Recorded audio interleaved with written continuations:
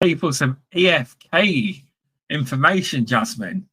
That's what they're all here for, I'm sure. Yeah. Are they banning fluorescent tubes? Are they going to be illegal? Come on, they're going to arrest me. So, I don't think that's a clear yes or no answer, and I'll explain why. If you look at general lighting, so like the lights that you would have in your home or your garage, it's something that is purely just illuminating a room and has no other function. Fluorescent lamps in that application were banned in 2023. And so I think that it was at that point that the industry went a little bit crazy. Everyone suddenly thought, oh no, they've banned them in this application, we're next. Which is an understandable connection to make. And I have to say, I think that wasn't helped by some sort of scaremongering by those in the industry who probably knew better, but were sort of using it as a way to push their LED product maybe early, maybe encouraging customers to upgrade early, which of course is a capital outlay for them. And you can understand why some irresponsible organizations would attempt that, not all. But realistically, general lighting was on a path to be banned from around 2011, and it took all the way until 2023 for that ban to happen.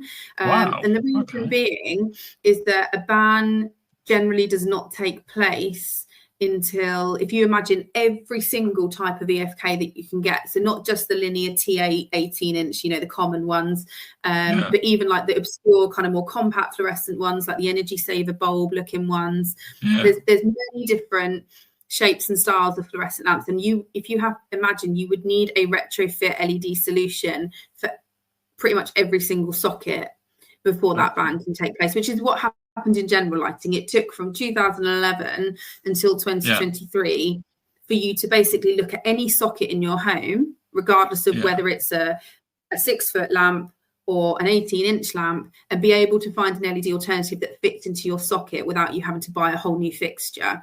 So that's how many years that took in the general lighting space. Like in my kitchen, though, it's really weird.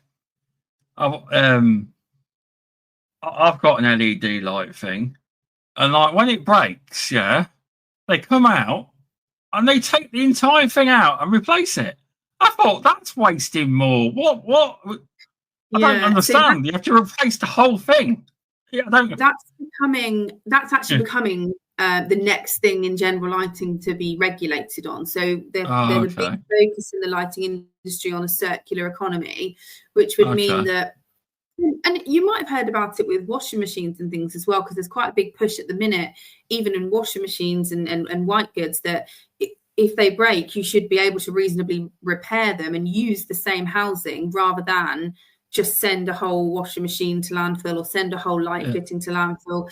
That kind of emphasis on a circular economy is exactly that. They don't want masses and masses of light fittings to have to go to be disposed of. I mean, that's not sustainable. It doesn't matter which way you look at it. And so realistically, what we know now about the fluorescent lamps that we use in our EFKs or our ILTs is that when something is on a pathway for restrictions or regulations, the longest extension you can ever request and be granted is 5 years. So the last extension was granted on these tubes that we use for insect control in 2022, which means that 5-year extension is up in 2027.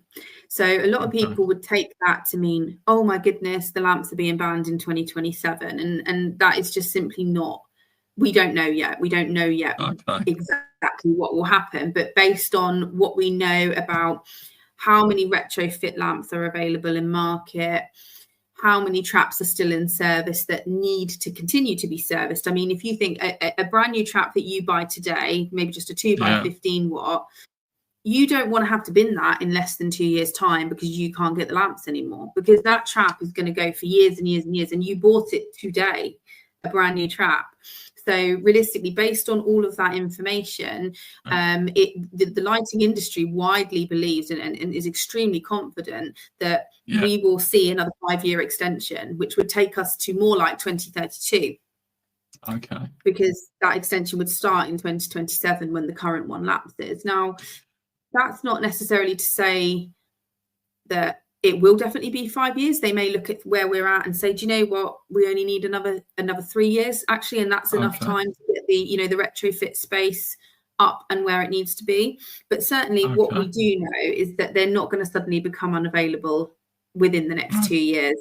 There's no need to, and that's something that I feel really passionate about, and is really part of the reason why Fotolec collectively decided that we needed to push a retrofit solution, is because I really do not want end users or technicians to be made to feel like, oh my gosh, I need to spend several £100s on a brand new trap before I'm ready to. If they're ready to, if their trap's hanging off the wall and is just done, it's been there for 15 years and absolutely needs replacing, by all means replace the trap.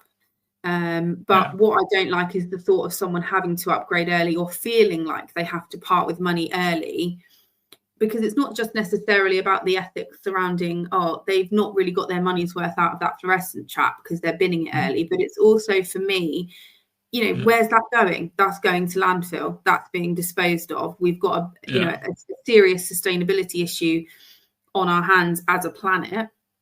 And that's not helping things. So my view is that LED is not truly sustainable if it means prematurely disposing of a unit that is on the wall.